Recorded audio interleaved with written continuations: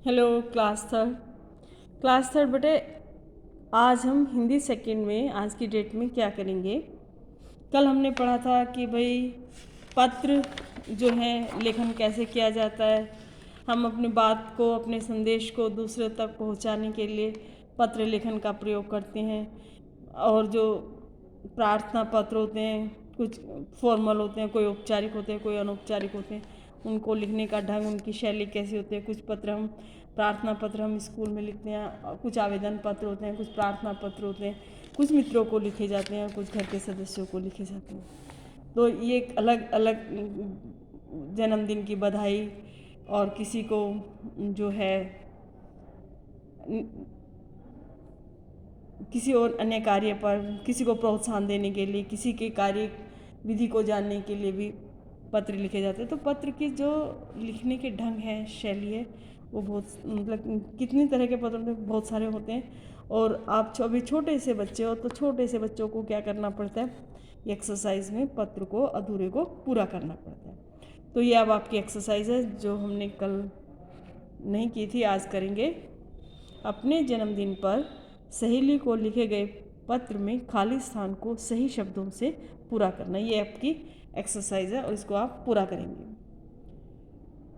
426 sector 13 Faridabad Haryana. तो ये कहाँ का एड्रेस है? ये फरीदाबाद हरियाणा का एड्रेस है। और ये जो आज की डेट है वो डेट आप अपने मित्र को लिखेंगे। ये पहली बैक डेट नहीं लिखेंगे, जो प्रेजेंट में आपने लेटर लिखा है उसकी डेट आपको लिखनी होगी। दिनांक लिखेंगे और फिर प्रिय सखी। प्रिय सखी जो उसका नाम है, तेजस्वी, राजस्वी, जो भी है, आप उसको नाम भी लिख सकते हैं या उसको प्रिय सखी भी लिख सकते हैं। कैसे भी लिख सकते हैं, वो दोनों ही सही होंगे हैं। प्रिय सखी लवी, जो भी उसका नाम है, जो भी आस्था है, सुदर्शना है, जो भी है, आप उसको प्रिय सखी नाम भी डाल सकते हो, खाली प्रिय सखी भी लिख सकते हैं, दोनों ही लिख सकते हैं। तुम्हें यह जानकर डैश होगी, तुम्हें यह जानकर खुशी होगी, डैश होगी मतलब खुशी होगी कि आने वाले 21 सितंबर को डैश जन्मदिन है। तो हम यहाँ क्या लिखेंगे? तुम्हें यह जानकर खुशी होगी कि आने वाले 21 सितंबर को मेरा जन्मदिन है। इस अवसर पर मैं डैश अपने डैश आने का निमंत्रण डैश हूँ।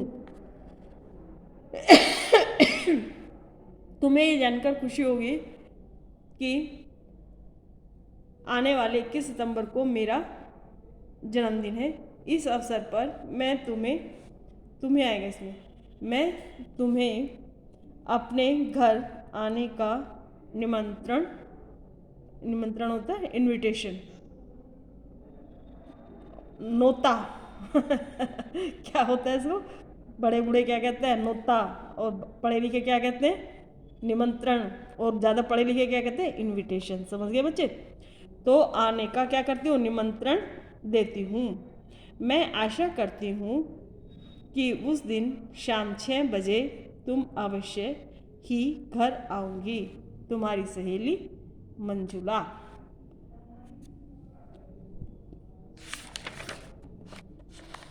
ये एक्सरसाइज देखिए, इसमें क्या है?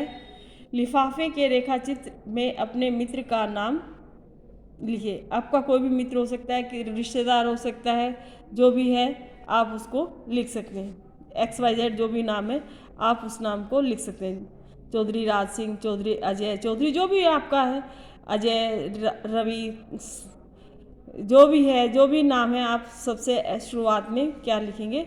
वो नाम लिखेंगे। फिर उसके बाद पत्र में क्या लिखा जाता है? वो जहाँ रहते हैं, जिस गली मोहल्ले में रहते हैं, जिस इलाके में रहते हैं, फिर उसका नाम लिखा जाता है। जैसे ये क्या है?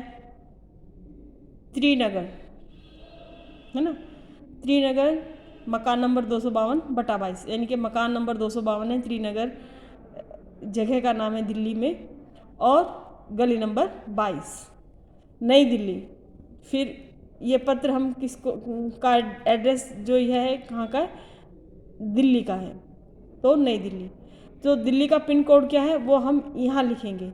उत्तर प्रदेश का पिन कोड, अगर उत्तर प्रदेश में हम लेटर डालते हैं, यहाँ उत्तर प्रदेश का लेटर है किसी जिले का, किसी जगह का, यहाँ उत्तर प्रदेश लिखेंगे और यहाँ उत्तर प्रदेश का पिन कोड लिखेंगे।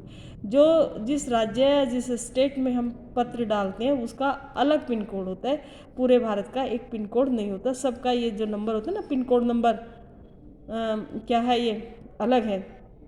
और एक वो गाना भी ना, तेरा पिन कोड मेरा हो गया, ये पिन कोड पे गाना भी बन रहा है, जानते हैं ना बच्चे पिन कोड। ये पिन कोड वो होता है जिससे हमें पहचान होती है कि ये कौन से स्टेट का, कौन सी जगह का पत्र है और हमें उस जगह तक पहुंचाना है। समझ गए? Pin code. अभिवादन के शब्दों का सही मिलान कीजिए। कै और खे। अपने से बड़ों को हम क्या करते हैं? सादर प्रणाम करते हैं। बराबर वालों को या मित्रों को नमस्ते कहते हैं। और अपने से छोटों को क्या कहेंगे? चिरंजीव रहो। चिरंजीव का होता है आपकी आयु लंबी हो।